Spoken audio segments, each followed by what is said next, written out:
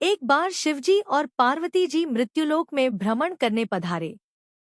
दोनों विदर्भ देश में अमरावती नामक सुंदर नगर में पहुंचे। यह नगरी सभी प्रकार के सुखों से भरपूर थी। वहां बहुत सुंदर शिवजी का मंदिर भी था। भगवान शंकर पार्वती के साथ उस मंदिर में निवास करने लगे। एक दिन माता पार्वती भोलेनाथ के साथ चौसर खेलने की इच्छा प्रकट की। शिवजी ने उनकी बात मान ली और दोनों चौसर खेलने लगे। तभी मंदिर का पुजारी पूजा करने आया। माता पार्वती ने उससे पूछा, पुजारी जी, हम में से कौन जीतेगा? पुजारी बोला, महादेव ही जीतेंगे।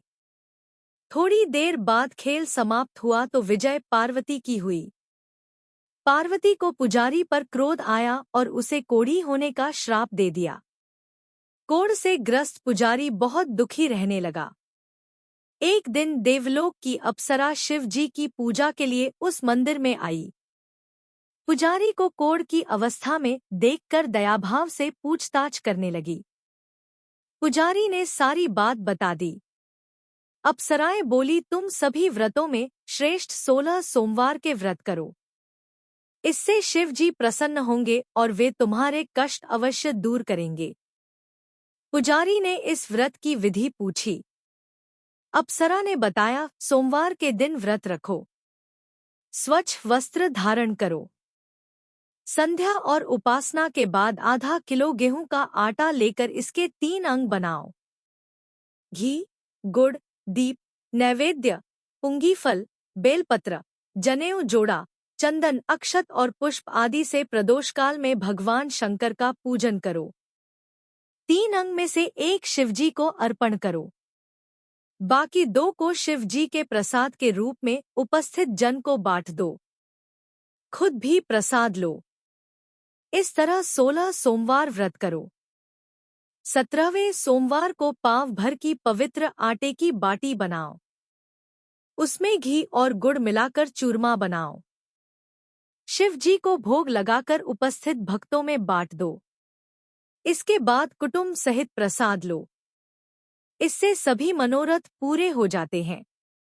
ऐसा बताकर अप्सराएं चली गई। पुजारी ने यथाविधि 16 सोमवार के व्रत किए। भगवान शिव की कृपा से कोढ़ मुक्त हो गया और आनंद से रहने लगा। आसपास के लोगों ने यह देखा तो उसे पकड़कर मंदिर के पुजारी गुसाई जी के पास ले गए। गुसाई जी देखते ही जान गए कि यह कोई विधि की मारी कुलीन स्त्री है। गुसाई जी ने रानी से कहा कि वह उनके आश्रम में उनकी पुत्री की तरह रहे। रानी आश्रम में रहने लगी। रानी भोजन बनाती थी तो उसमें कीड़े पड़ जाते थे। पानी भरकर लाती तो वह गंदा हो जाता था। गुसाई जी ने दुखी होकर उससे पूछा कि तुम्हारी यह दशा कैसे हुई? यह किस देवता का कोप है? जब रानी ने शिव जी की पूजा में नहीं जाने वाली बात बताई तो गुसाई जी बोले, पुत्री, तुम 16 सोमवार के व्रत करो। इससे तुम अपने कष्टों से मुक्ति पालोगी।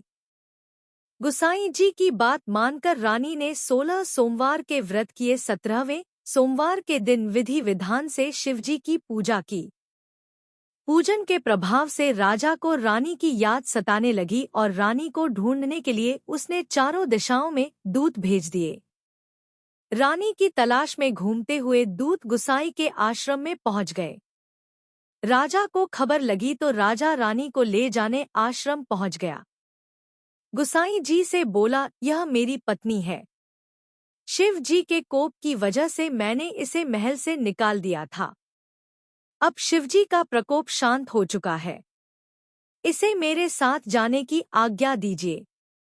गुसाई जी ने रानी को राजा के साथ जाने की आज्ञा दे दी। रानी बहुत प्रसन्न हुई। राजा और रानी के आने की खुशी में नगर वासियों ने खूब सजावट की, मंगल गान गाए, पंडितों ने मंत्र आदि गाकर स्वागत किया। इस तरह धूमधाम से रानी का महल में प्रवेश हुआ। राजा ने ब्राह्मणों को दान आदि दिए, याचकों को धन धान्य दिया। जगह जगह भूखे लोगों को खाना खिलाने के लिए भंडारे खुलवाए।